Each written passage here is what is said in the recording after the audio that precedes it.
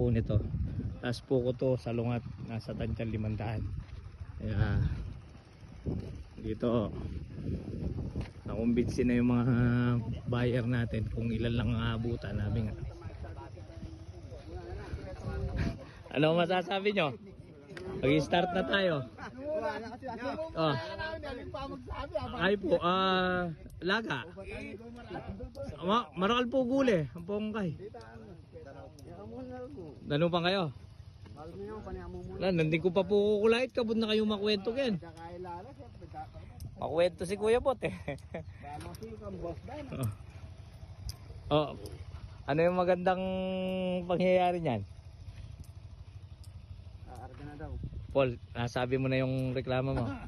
Boss. Oh, pero hindi ka naman reklamador, di ba? Oh, marapag yan eh. Lima pa ang pinarepera mo. Ikuha mo na yung 20 kilos. Si Polo, nagkukulang ng isang sabit. Yan. Go, go, go. Pero, siyempre, hindi yung nagreklamo basta-basta.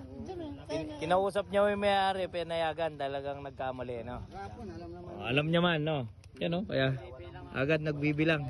Sa ano niya, Hindi ka naman makakarating dito, Bombay. Hindi mo makukuha yung pera ni, ano? Kung di bibigay mo pa. Wow. Ali. Bombot, pilanin kaya ka, bawasan na kami itong katray na. Bawasan na kayo pumiya itong katray. Pilanin kargayo. Eh di 20 na mo. Isang kulas. 50, bawasan na ka, 30 na mo. Tapang na naman ang kulas.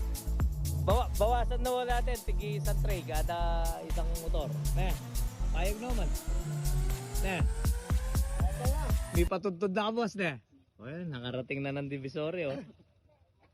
Kargahan na tayo.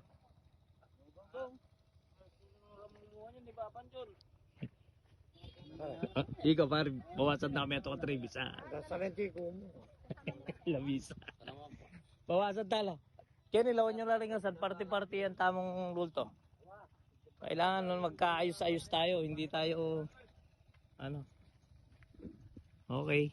First ball. Ayan po yung isda natin pa rin. Hindi pa rin nagbabago. Tilapia pa rin po.